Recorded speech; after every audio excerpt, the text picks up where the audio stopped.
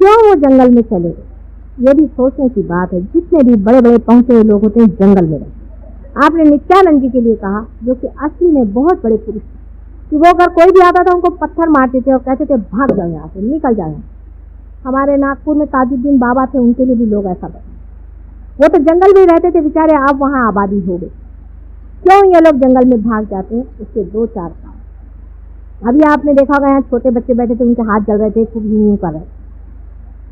इसी तरह से उनके बदन जलने लगते हैं। बहुत से साधु तो बेचारे पानी में ही रहते हैं, क्योंकि आप लोगों की जो साइकी है, सुपर ईगो है, उसमें बैठे हुए भूत इनको जलाने के लिए लगे, इन भक्तों को सताने के लिए लगे हैं।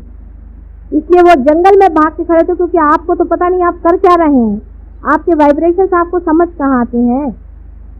इसलिए बेचारे जंगलों में जाकर के बैठे हैं कि बाबा बचाओ इन लोग। उनको तारण आरण वो कहाँ से करें? गगनगढ़ के महाराज का ही देखिए, उन्होंने बहुतों को तो ठीक किए, लेकिन क्या है, उनकी उंगलियां टेलीस्कोप के जैसे अंदर चली, पाँव की उंगलियां भी ऐसे अंदर चली गई। बेचारे शेर पर या सिंह पर सवारी करते हैं, उसके बाद अलावा उधर से जान। लेकिन जब मैं उनके पास पहुंची, जो लोग मेरे साथ थे उन्होंने भी देखा, उन्होंने फौरन मुझे पहचाना, कोई शंका ही। उन्होंने आज तक मुझे इस जन्म में नहीं देखा, लेकिन बहुत सालों से मेरे बारे में वो जानती थी। उम्र में भी मेरे से बड़े हैं। चले, मैं बहुत सालों से आपका इंतजार करा था माँ, आज हमारा कितना भाग्य कि आप पधारे। वो नाथ पंथी है, इसलिए मच्छिंदर नाथ के ही मुझे और बड़े पंथी होती। ऐसे ही मैं हिमालय पर भी गई थी, वहाँ पर भी मुझे मिली। ऐसे ही हरिद्वार में 1-2 हैं, बहुत ही कोह में रहते हैं।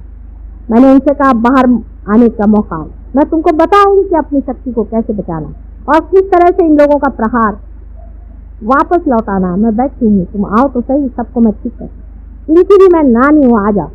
बहुतों ने कहा है कि माँ आएंगे, जरूर आएंगे, लेकिन हिम्मत जुटती नहीं बेचारों की, क्योंकि उनके हाथ पैर तोड़ दिए, उनके बदन में छाले डाल दिए, उनको जला दिया। राक्षसों के काम समझ लीजिए कि 10 राक्षस और 6 राक्षसी अभी तक मैं जोड़ पाई, ये जन्म लेकर इस कलयुग में आए हैं।